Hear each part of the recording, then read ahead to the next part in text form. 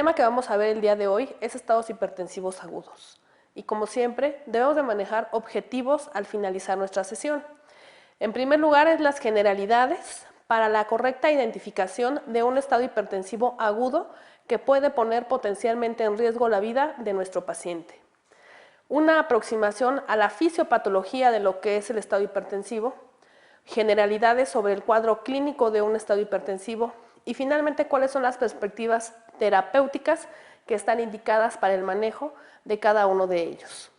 Como antecedentes históricos tenemos que los estados hipertensivos agudos o la hipertensión arterial fue descrita por primera vez en el año de 1914 por Bonham y Farm, y es hasta el año de 1939 que se publica un gran estudio de la historia natural de las emergencias hipertensivas que se presentan en este tipo de pacientes.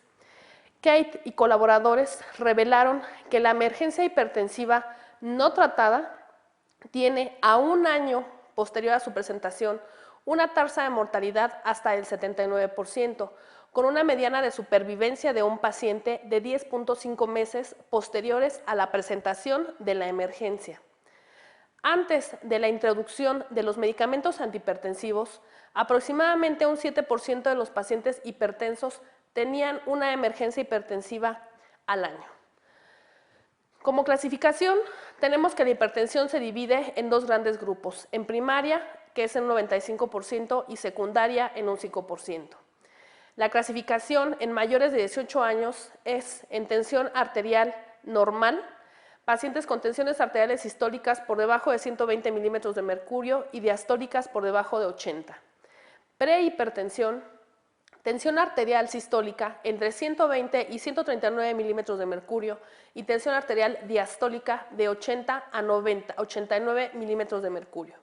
Un estadio 1 de hipertensión arterial son aquellos pacientes que tienen tensiones arteriales entre 140 y 160 milímetros de mercurio sistólicas y diastólicas entre 90 y 99 milímetros de mercurio. Finalmente, un estadio 2 de hipertensión arterial son esos pacientes que manejan tensiones arteriales sistólicas por arriba de 160 milímetros de mercurio y diastólicas por arriba de 100 milímetros de mercurio. Como definición, tenemos que una urgencia hipertensiva es aquella elevación aguda o crónica de la presión arterial que no está asociada a un daño a órgano blanco en un paciente. Sin embargo, una emergencia hipertensiva es aquella elevación aguda de la presión arterial que se asocia a daño a un órgano blanco en alguno de nuestros pacientes. ¿Cuál es el tipo de daño a órgano blanco que más comúnmente tenemos como presentación?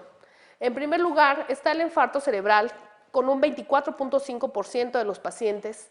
En segundo lugar tenemos un edema agudo pulmonar de altas presiones, que es en el 22.5% de los pacientes, cuadros de encefalopatía hipertensiva en un 16.3%, falla cardíaca aguda congestiva en un 14.3%, pacientes con infarto agudo al miocardio o angina inestable en un 12%, pacientes que presentan o ingresan con cuadros de eventos vasculares cerebrales de tipo hemorrágicos, como pueden ser hemorragias subaracnoideas o hematomas intracerebrales, en un 4.5%, pacientes con cuadro de disección aórtica en un 2%, y finalmente mujeres que cursan con cuadros de eclampsia en un 2%. Epidemiológicamente, la emergencia hipertensiva se produce en menos del 1 al 2% de la población que es hipertensa. Alrededor de 500,000 pacientes en los Estados Unidos experimentan una emergencia hipertensiva al año, dependiendo del tipo de emergencia con el que ingresen a las salas de emergencia. Y esto es secundario principalmente al tipo de hipertensión que ellos tengan, ya sea de origen primario o secundario.